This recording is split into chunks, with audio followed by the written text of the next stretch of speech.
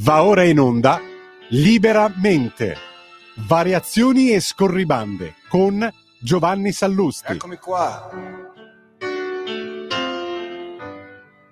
Sono venuto a vedere lo strano effetto che fa la mia faccia nei vostri occhi e quanta gente ci sta. Buongiorno a tutti e bentornati a Liberamente, variazioni e scorribande qui su Radio Libertà.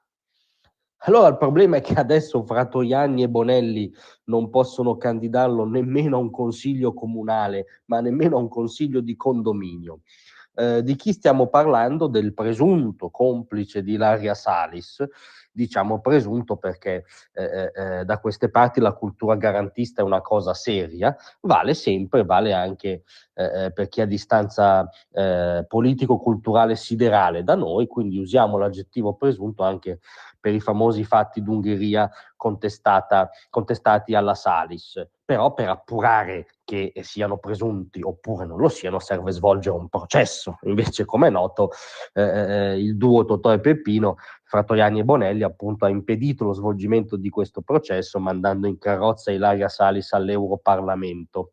Invece tal Rexino Arzai detto Gino, la notizia con cui apre oggi il giornale, che faceva parte appunto dello stesso gruppo dell'eroina progressista nostrana, è stato arrestato in Francia, dove si era rifugiato per sottrarsi al mandato di cattura europeo, e ora potrebbe essere consegnato, guarda, alla magistratura ungherese, per farlo appunto il processo, per appurare se vale la presunzione di innocenza o meno, non per sbaraccarlo a monte nel caso. E come giustamente fa notare oggi Luca Fazzo sul giornale, questo potrebbe avere un riverbero anche sul destino della Salis, perché se la Francia deciderà di consegnare appunto Arzai alle autorità ungheresi, diventa ancora più difficile per il Parlamento europeo respingere la richiesta ungherese di togliere alla Salis l'immunità parlamentare.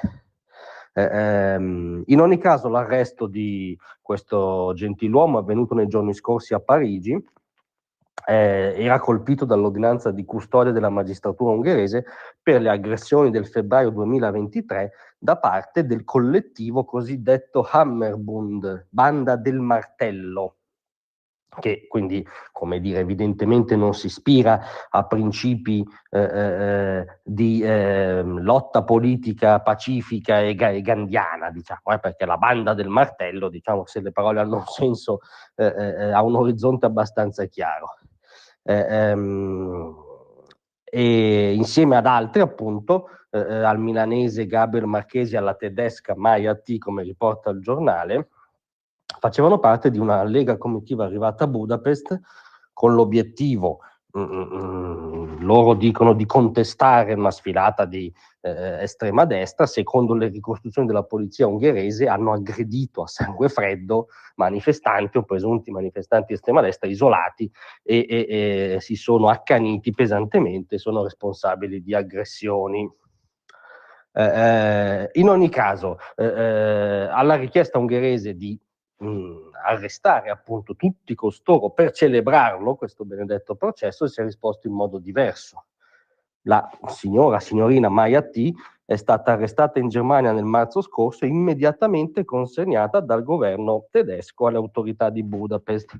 Governo tedesco socialdemocratico a guida Scholz, cioè non una banda di nostalgici della svastica, che non ha visto nessun problema nel consegnare questa loro cittadina all'Ungheria, perché evidentemente, per quanto distante politicamente, non pensa che l'Ungheria sia la Cina, non pensa che l'Ungheria sia l'Iran, non pensa che l'Ungheria sia la Corea del Nord, cioè pensa quello che è, cioè che sia un paese europeo, che sia una democrazia europea dove c'è uno Stato di diritto e dove è giusto che si appurino delle accuse mosse a questa cittadina tedesca.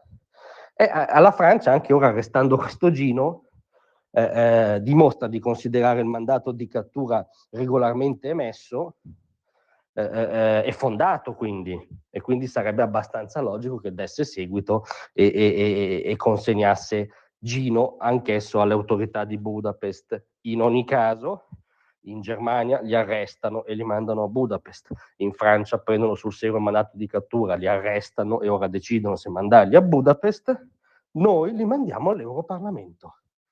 E questa è stata la genialata di Fratoianni Bonelli, che ha completamente sparigliato il quadro e ha garantito la fuga giudiziaria alla Salis. Noi non è che siamo forcaioli, non è che ci appassiona particolarmente il destino personale della Salis, ci appassionerebbe però il rispetto dello Stato di diritto, il fatto che questa nostra concittadina risponda delle sue accuse, dimostri la sua innocenza se è tale, ma insomma faccia tutto questo nel processo, come ci hanno insegnato loro per decenni, mentre lei è scappata dal processo e ora conciona nell'aula di Bruxelles.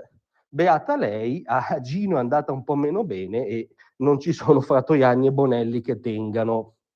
Grazie a tutti, vi aspetto stasera alle 18.